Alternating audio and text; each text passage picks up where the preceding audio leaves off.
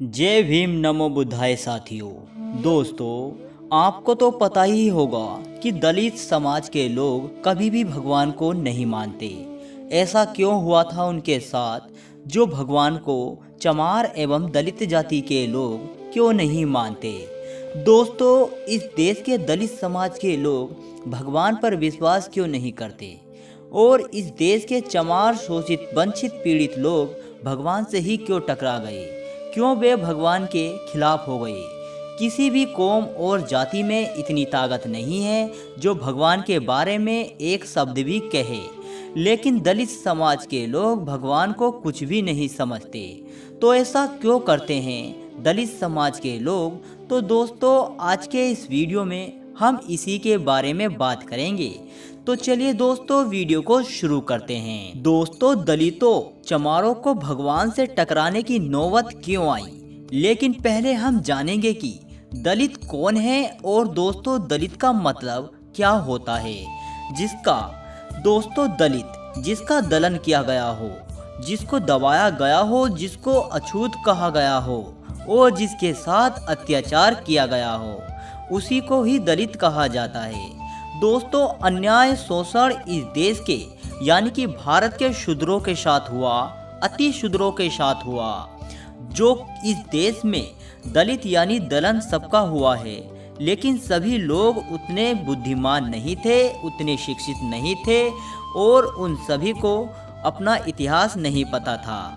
लेकिन इस देश के SC ST समाज के लोगों को अपना इतिहास अच्छे से पता है और साथ ही OBC समाज के लोग 10% ही अपना इतिहास जानते हैं। साथियों, हम भी दलित हैं और हमारा भी दलन हुआ है। दलित का मतलब जाति नहीं है, दलित का मतलब जिसके साथ अत्याचार अन्याय हुआ हो। तो दोस्तों, शूद्र समाज की एक जाति है शेड्यूल कास्ट। शेड्यूल कास्ट भगवान को बिल्कुल भी नहीं मानती है। अब सवाल यह आता है कि वह कास्ट भगवान को क्यों नहीं मानती, और सवाल यह भी उठता है कि जाति बनाई किसने है, भगवान ने बनाई है या इंसान ने बनाई है। अगर जाति भगवान ने बनाई है तो फिर भगवान ही जातिवादी है, फिर भगवान खुद अत्याचारी है कि भगवान ने जाति बना दी और लोगों को जाति में बांट दिया। तो इसका मतलब भगवान ही गलत है। तो फिर हम क्यों माने ऐसे भगवान को? अब बात यह भी आती है कि जाति इंसान ने बनाई है, तो भगवान कहाँ सोया हुआ था, कहाँ था भगवान? अगर इंसान ने जाति बनाई तो भगवान को समझाना चाहिए था, रोकना चाहिए था, उसको श्राप दे देना चाहिए था कि तू ऐसा मत कर, तू भस्म हो जाएगा, तू नष्ट हो जाएगा। जब इंसान लोगों को जाति में बांट रहा था तो भगवान कहाँ सोया था? क्यों नहीं दिखा यह सब उस जाति को?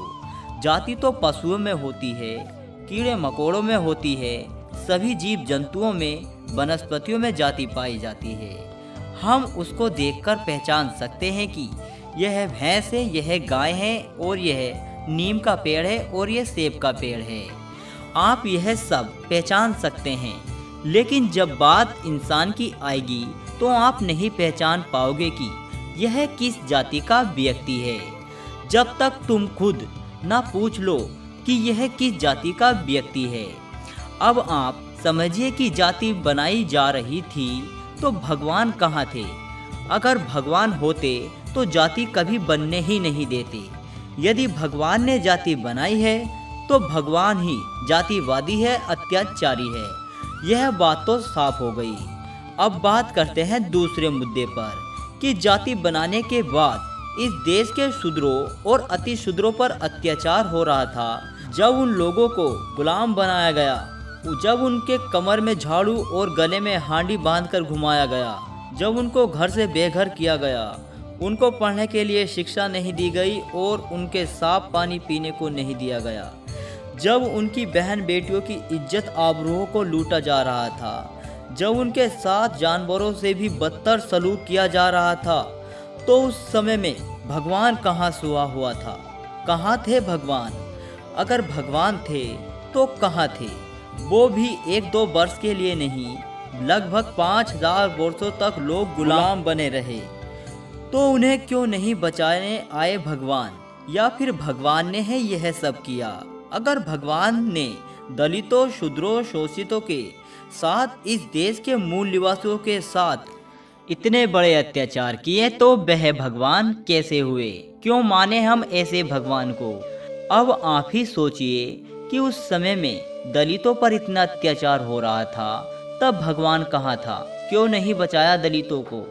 और यही कारण रहा है कि बाबा साहब अम्बेडकर जी भी भगवान को कभी नहीं माना, ना ही उन्हें कभी पूजा। और इसी वजह से दलित जाति ने, SC ST जाति के लोगों ने कभी भी भगवान को नहीं माना। तो दोस्तों, वीडियो आपको कैसी लगी हमें कमेंट करके ज़रूर बताएं। जय भीम, जय भारत।